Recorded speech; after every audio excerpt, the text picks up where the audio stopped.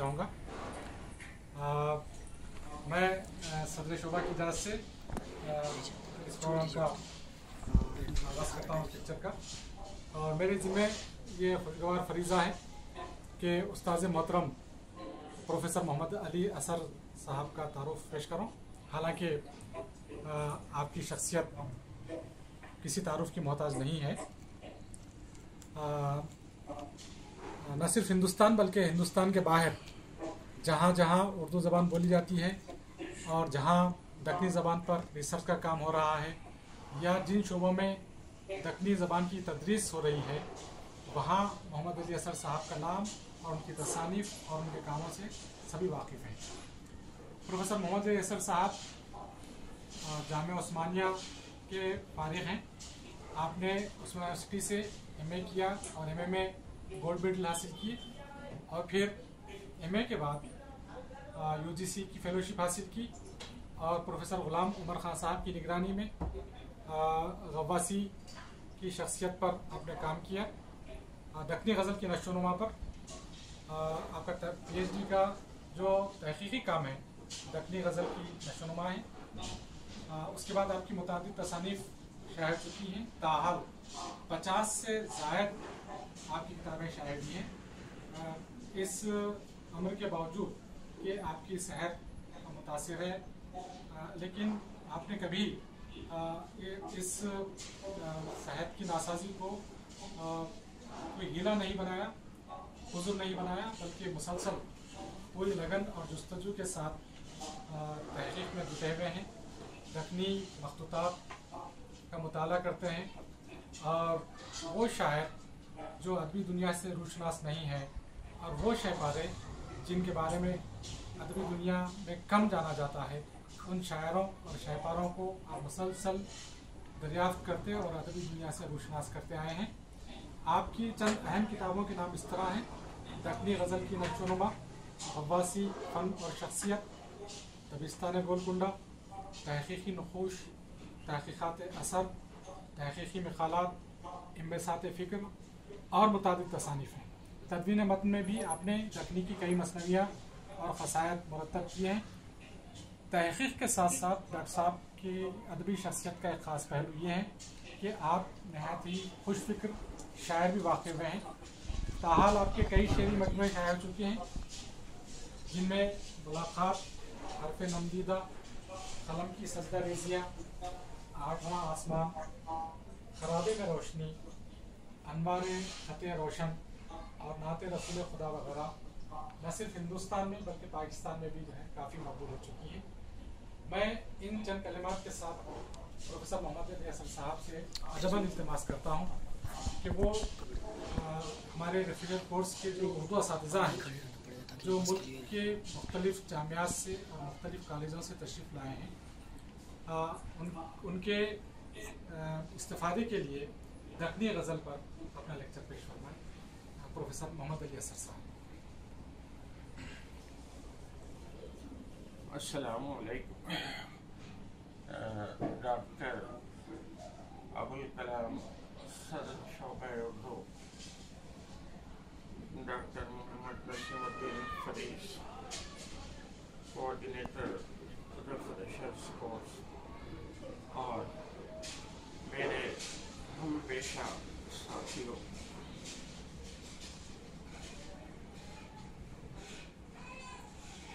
जैसे कि आप सब जानते हैं कि आज हमारी गुफ्तगू का मौजू दक्कनी गज़ल है, यानी गज़ल के माना व मफ़हूम, गज़ल का तारीख़ी इर्तिक़ा और दक्कनी गज़ल की ख़ुसूसियात। गज़ल के लुग़वी माना जैसा कि आप सब बखूबी जानते हैं, औरतों से या औरतों से मुताल्लिक़ उनके हुस्न व जमाल और फ़िराक़ व विसाल की बातें करने के हैं। गज़ल ने जो सदियों का सफ़र तय किया है, اسی اعتبار سے اس کے معنی و مفہوم میں کافی وسعت پیدا ہوئی ہے، اور اب غزل حیات و کائنات کے تمام مسائل کو پیش کر سکتی ہے۔ اس میں سیاسی، سماجی، معاشی، معاشرتی، امدانی اور دیگر موضوعات کو بھی اپنے اندر سمونے اور ان کی جھلکیاں پیش کرنے کی وسعت موجود ہے۔ غزل کا سفر عرب کے ریگزاروں سے ہوتا ہوا عرب کے ریگزاروں سے شروع ہو کر ایران کے سبززاروں سے ہو کر ہندوستان کی گنگا جمنی تہذیب سے آ ملتا ہے۔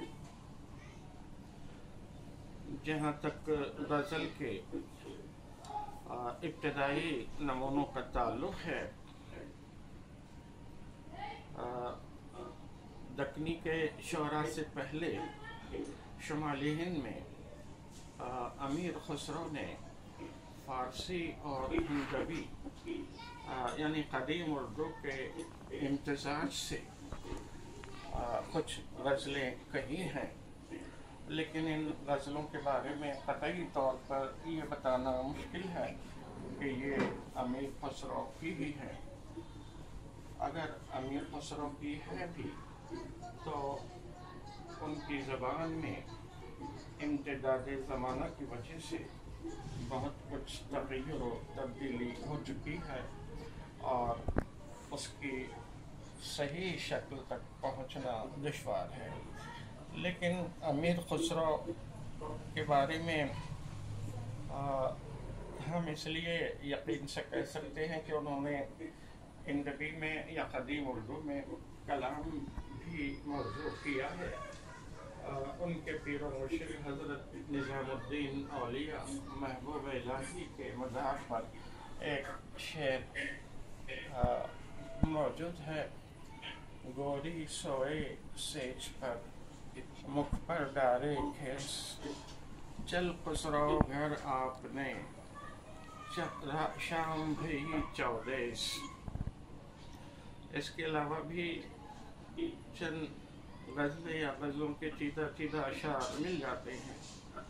امیر خسرو کے بعد امیر حسن دہلوی جو امیر خسرو کے پیر بھائی تھے، انہوں نے بھی ہندوی میں یا اردو اور فارسی کے امتزاج سے غزلیں کہی ہیں۔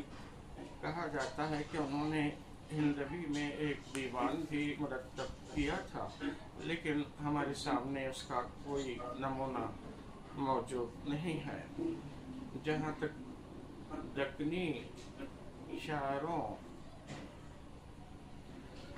کا تعلق ہے، سب سے پہلے بہمنی دور کے چند شاعروں نے غزلیں بھی لکھی ہیں، جیسے مشتاق لطفی اور فیروز۔ قطب الدین قادری فیروز یہ دراصل بیدر کا باشندہ ہے، لیکن بعد کو قطب شاہی زمانے میں یہ گولکنڈہ آ گیا تھا، اور یہاں کے نوعمر شاعروں نے فیروز کو اپنا استاد سخن تسلیم کیا۔ ان شاعروں کی جو غزلیں ہمارے سامنے موجود ہیں، ان سے ان کے رنگ تغزل کے بارے میں قطعی طور پر کوئی فیصلہ کرنا دشوار ہے، لیکن بعد کے زمانے کے جو شعراء ہیں،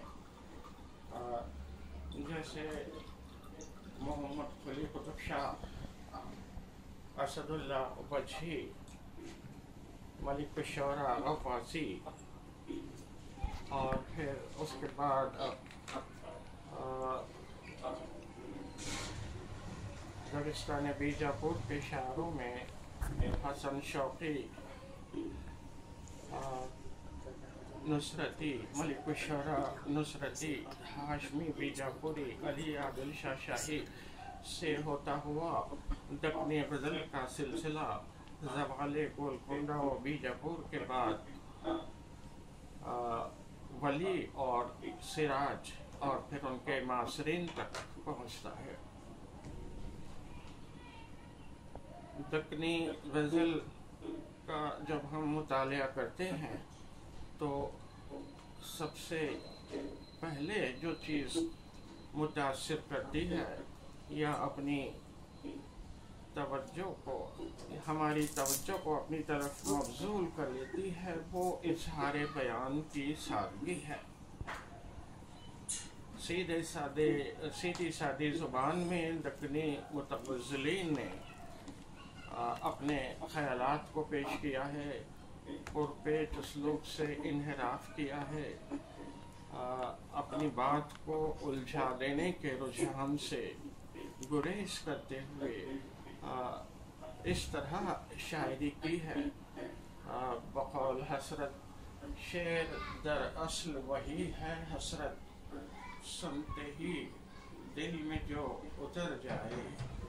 तो दक्नी शौरा की गज़लें भी ऐसी ही हैं जिन्हें सुनने के बाद फौरी हम मुतासिर होते हैं, ख़याल से पूरी तरह आगाह हो जाते हैं, वाक़िफ़ हो जाते हैं। इसको समझने के लिए कोई दुश्वारी नहीं पेश आती। 1700 ईस्वी के बाद शुमाली हिंद में जिस रुझान को फ़रोग़ हुआ उसमें बात को पुरपेच बना देने या उलझा देने का मैलान ज़्यादा था और शोरा अपनी बात को बराह रास्त सीधे सादे अंदाज में पेश करने के बजाय सनाए बदाए के एहतमाम से ख़याल को पुरपेच बना दिया करते थे। इसके बरक्स दक्नी के शोरा अपनी बात को बिल्कुल सीधे सादे अंदाज में और रवा उसलूब के साथ पेश करते हैं। चंद शेर पेश हैं कि सुनो लोग मेरी पिरम की कहानी के पीला है रंग आशिकी की निशानी, ऐ दिलाराम मैं जिधर जाऊं दिल को तेरे पास धर जाऊं, पिया बिछड़ा है मुझको दुख गनेरा, न जाने कब मिलेगा पियो मेरा, पिया बाज प्याला पिया जाए ना, पिया बाज यक दिल जिया जाए ना, कहे थे पिया बिन सबूरी करूं, कहिया जाए अम्मा किया जाए ना, गवासी न दे मुझ दीवाने को पन, दीवाने को कुछ पन दिया जाए ना, जाता है जीव प्यारे तुक बेग आ करम कर, तुझ दर्श देखने को अंखिया में दम रखा हूँ, मुँह नजर सामने नहीं है या नैन पानी में तैरता दिलदार, बिन सैर तुमन सारी कलियां सूख रही हैं, तुक आके करो गश्त चमन जी उठे सारा। ये जो आखिर जिक्र शेर जो मैंने सुनाया है उसी मफ़हूम को उर्दू के कई शायरों ने उसी ख्याल को दोहराया है। फैज कहते हैं कि गुलों में रंग भरे बातें नौ बहार चले, चले भी आओ के गुलशन का कारोबार चले। ये इजहार बयान की सादगी दक्नी शायरी की सबसे नुमाया और सबसे अहम खसूसियत है। इसके अलावा दक्नी शोरा ने हकीकत निगारी के रुझान को ख़ास तौर पर बहुत ज़्यादा अहमियत दी है। उर्दू शायरी पर अमूमन ये एतराज़ किया जाता है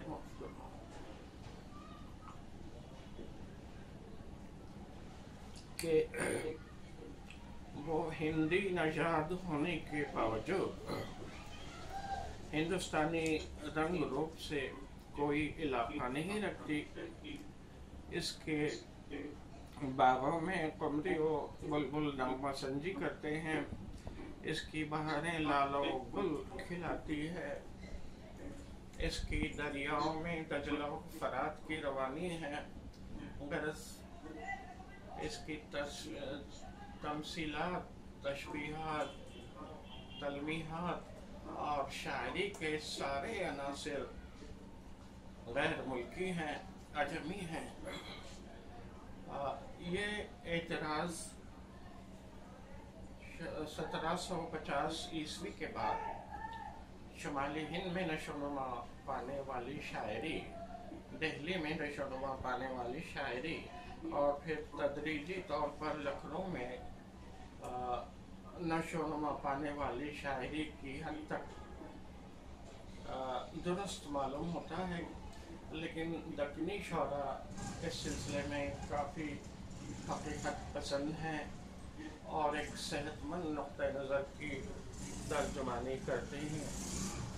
وہ جس ماحول میں رہتے بستے ہیں اس کی مکمل ترجمانی اپنی شاعری میں بھی کرتے ہیں.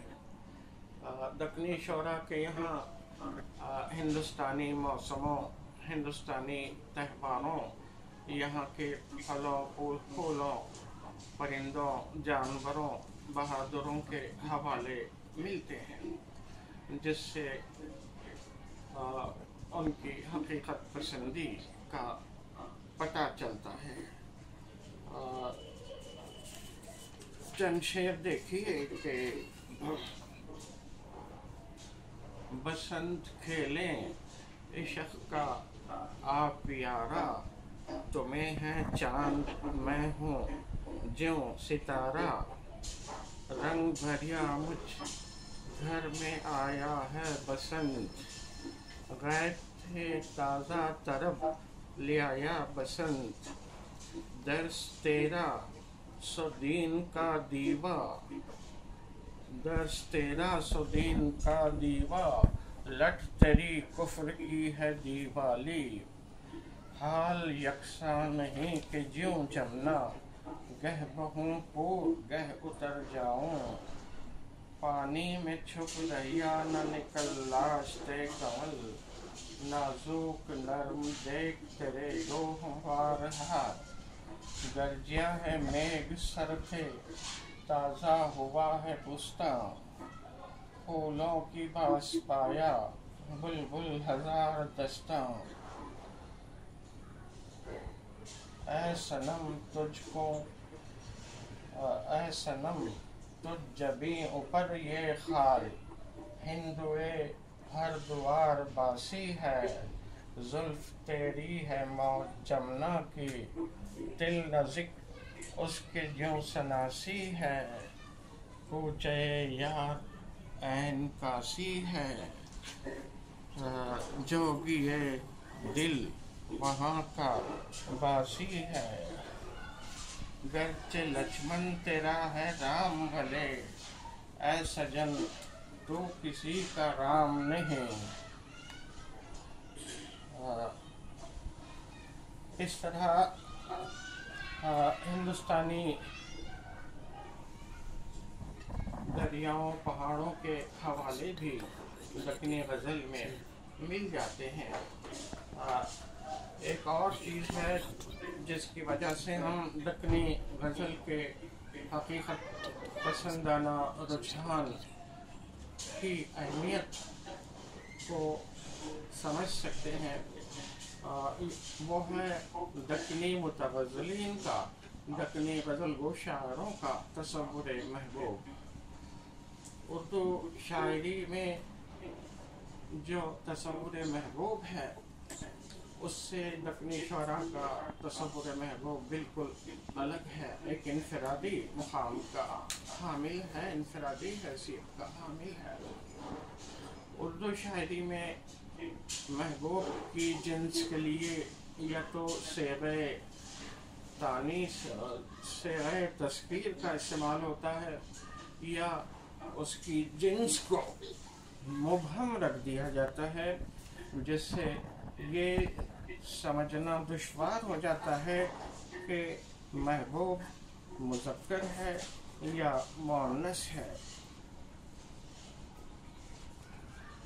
जैसे कि तुम मेरे पास होते हो गोया जब कोई दूसरा नहीं होता। मोमिन के इस शेर में इस शेर से ये पता नहीं चलता कि तुम कौन है, मुज़क्कर है या मुअन्नस है। गालिब ने एक शेर में और कई अशार में उन्होंने महबूब को मुज़क्कर बांधा है। एक शेर नमूनतन पेश है।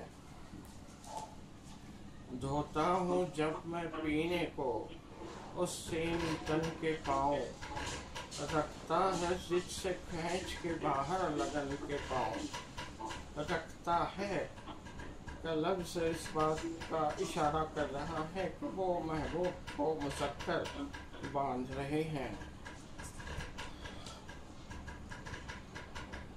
और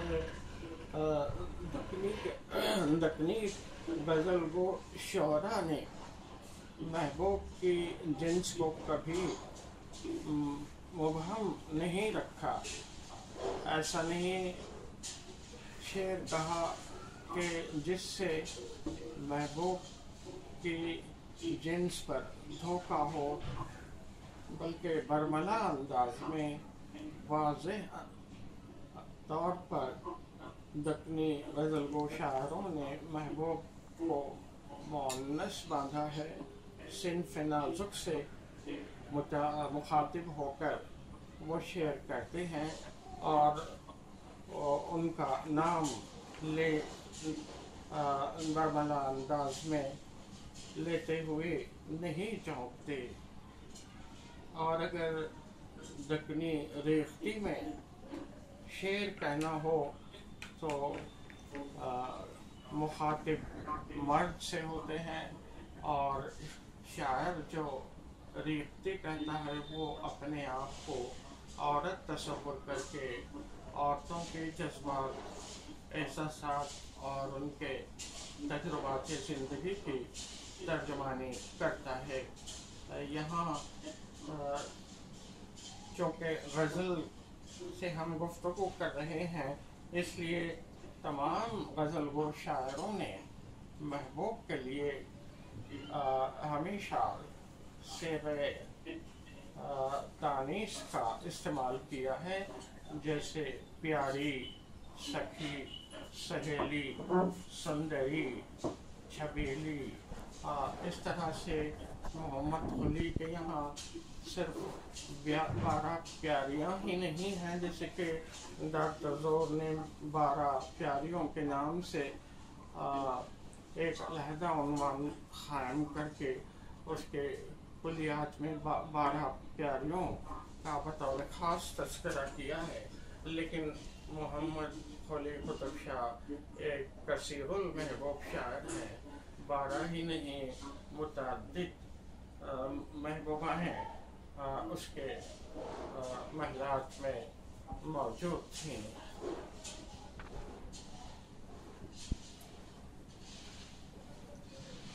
महबूब को मुखातिब करते हुए दक्नी शायरों ने जो गज़लें कही हैं उससे मुताल्लिक़ चंद शेर मुलाज़म। मेरी सांवली मन की प्यारी दिसे के रंग रूप में कौली नारी दिसे, नन्ही सांवली पर किया हूँ नज़र, खबर सब गंवा कर हुआ बेखबर। हमारी वो चंचल सुजाना कहाँ, लगी चटपटी ठहर पाना कहाँ। ऐ नार तेरे